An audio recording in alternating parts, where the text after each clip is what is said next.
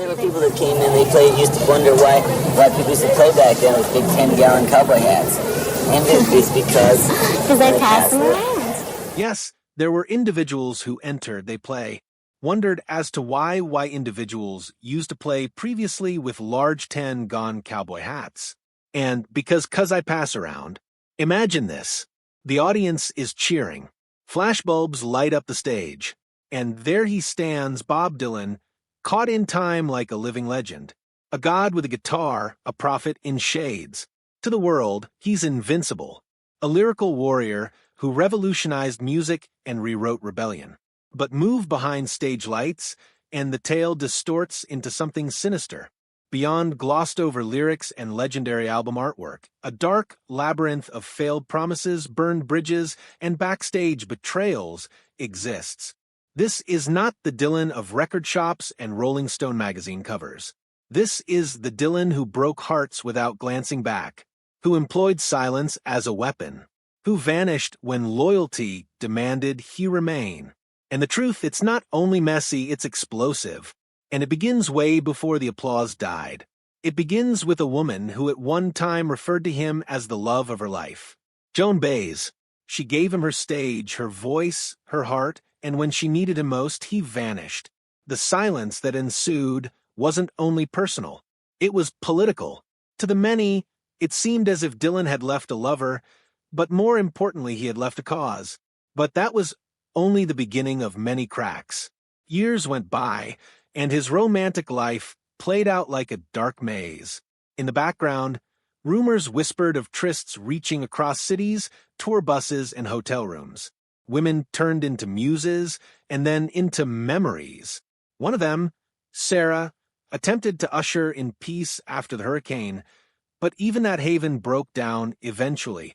And just as it appeared Dylan was going to finally find peace in the turmoil, a fresh and unforeseen storm brewed. This time from the other side of the Atlantic, John Lennon, an old ally in countercultural battles, transformed into a silent nemesis. They had once been of one pulse, one urgency, one fire. But as their visions started to part, respect soured into rivalry. Dylan's enigmatic disdain exchanged blows with Lennon's mocking humor. What the public saw was acerbic wit in interviews. What those in the know felt was Cold War. Beneath the surface, two giants of revolt now glared at one another not with respect, but with sharpened suspicion. But the conflict didn't stop there. Even the very activism Dylan contributed to igniting civil rights, anti-war counterculture, came to feel forsaken. They had made him their prophet, their symbol, their unshakable voice. But Dylan pulled away. He dropped the persona like a snake sloughing off its skin, leaving behind shell-shocked activists and betrayed adherents who gazed blankly into the space he vacated. Well, yeah, but, the first videos were the movies they used to make. Little Richard Can't Help It. My favorite to Dylan, Expectation with Suffocation. He did not just refuse to be labeled. He shattered the labels altogether. What seemed to be aloofness was actually a deliberate escape. Like his literary idol Rambo, Dylan preferred disappearing instead of conforming. He burned bridges not in bitterness, but necessity. He ended friendships with no word. He shed personas like discarded suits. One day, a prophet, the next an unknown. And always just out of grasp. This was not a man withdrawing. It was a man defying his own legend, incinerating the script before anyone could read the last act. Even among friends, fissures widened. The band, which had been a refuge of sound, had themselves drifted away from the man they supported. Camaraderie was eventually replaced by quiet resentment. And when they shared the stage together at the last waltz, smiles concealed silent cracks that could never be healed. He helped them find their sound again. But when the light again shone, he stole it back, centering himself and leaving them on the periphery. There were stories that filtered out about his dominance, his remoteness, his refusal to give credit where credit was due. The music persisted. The friendships did not. And Dylan again left unscathed as the others had to bear the silence. And that silence resonates even more so in his lyrics. You can hear it with every breath he draws between stanzas, the guilt, the venom, the reverberations of hurt he will not utter.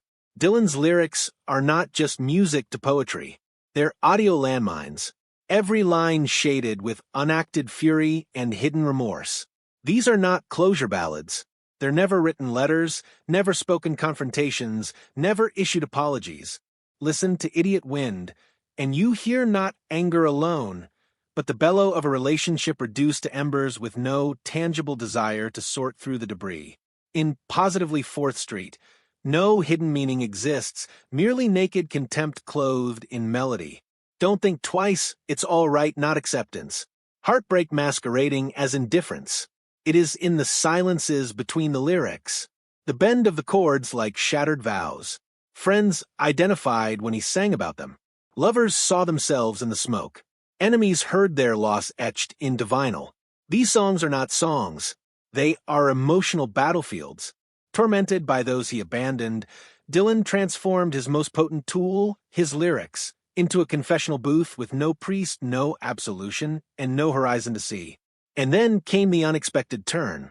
Dylan, reborn in gospel and religion, shed his old self once more, this time in fire. He didn't merely alter his lyrics, he transformed his whole being. Gone was the mysterious poet, the voice of the disaffected young. Instead stood a preacher, crazed-eyed and unyielding, preaching salvation from the stage like a madman. He would not perform his classics, the very classics that had created his legend and inspired a whole generation. Instead, he preached gospel through songs, estranging longtime partners and leaving band members shell-shocked into silence. Some left, some remained, lost, faithful, or maybe hoping he'd get back to himself. Fans were stumped. Those who had once adored his worldly genius heard him now condemn all they cherished. Critics mocked him. Old friends turned their backs on him. And Dylan, he doubled up. He believed himself to be born anew, redeemed from the depths.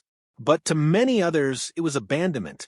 The prophet who had once marched for civil rights, had denounced war and injustice, now appeared to serve another purpose altogether. A spiritual one, yes, but not theirs.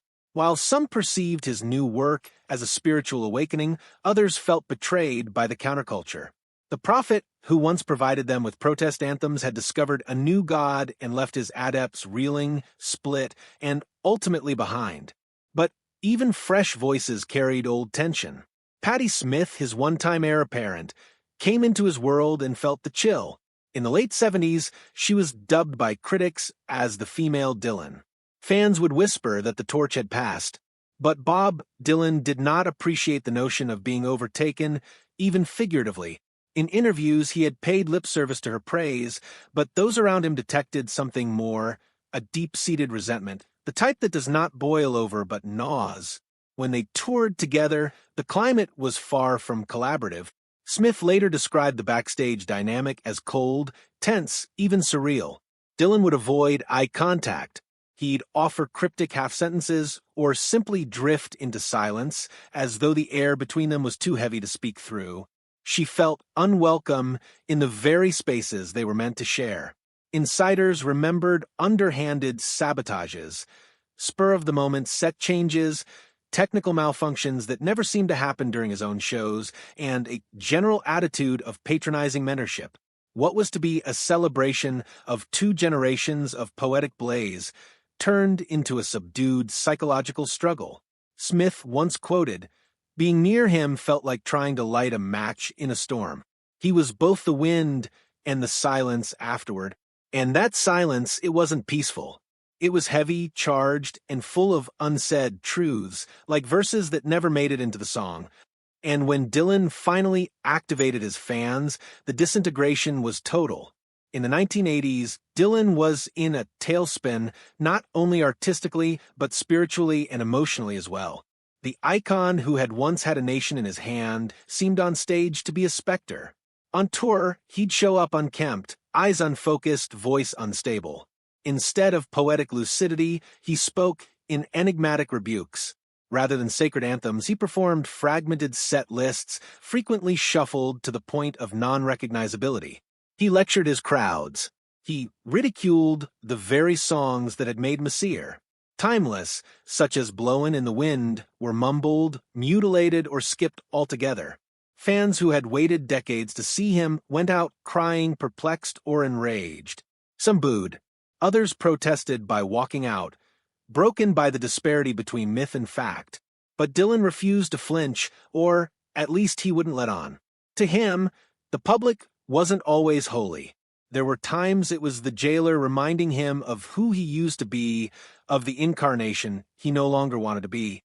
And in those moments, Dylan lashed out, not because he hated them, but because he yearned so desperately to be free of their expectations. And so he tore apart in plain sight, challenging his fans to love him not for what he was, but for the stranger he was becoming. Because, at his core, Dylan was never meant to be grasped. He was fire and fog, a shapeshifter who disappeared the instant anyone attempted to really see him. He melted through fingers like smoke, leaving a trail of flames behind him, but never long enough to warm himself in its glow. The price? It was huge, and it resonated in corners no light could shine upon. Standing behind every work of art was a wreckage of trust. With every thunderous applause, there was a heartbreak, a betrayal, a silence that spoke volumes louder than any line in Dylan. Dylan not only changed music, he burned the trail as he forged ahead, leaving behind charred ground and individuals still attempting to know how one could be so great and yet so cruel. He penned truths that inspired millions, but hardly ever uttered the ones that might have mended a few. His music was cathedrals of feeling, but in life, he frequently locked up the doors and tossed away the key. And so, we're left with not only his legacy, but with the long, lingering question it raises. Can one change the world and still shatter the hearts of all who are closest to him?